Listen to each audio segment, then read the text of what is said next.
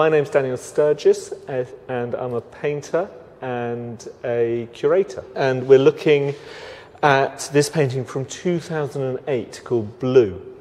And I think this is, well, it takes a little bit of time to kind of decipher what you're seeing here. And I suppose that's, for me, one of the strengths. Notice perhaps, first of all, that there are two kind of forms, which then you perhaps realise might be figures.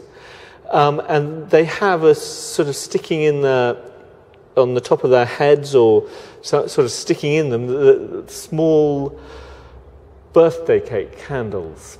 And yet the painting itself, you're not sure what these figures are doing.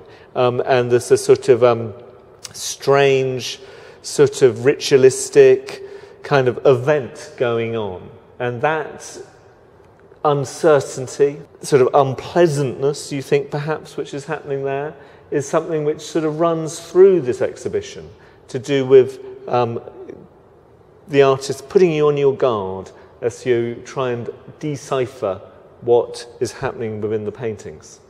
Because all the images of people in the exhibition are pictures of men. And that's one of the intriguing things, because it's obviously a very gendered gesture. A woman artist to be painting pictures of men, and quite what that's saying about that relationship is something which runs through this exhibition. The images we've got here of sort of ritualistic people shining torches at other people seems like interrogation, or it seems like a sort of game, or it seems kind of quite absurd, with people on top of each other, almost sort of sexualized. And that's all part of it. That's all part of the sort of vision here. Tala Madani was born in Iran in 1981 and moved to the United States in 1993, I think it was.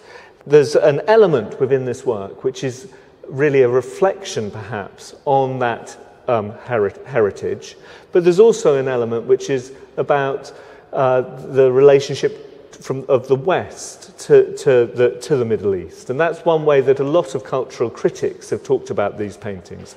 So if we look at this painting here, bright, it's joyous, it's a rather beautiful looking painting to begin with, of these big stripes, big V-like stripes with rather delicious paint dripping down.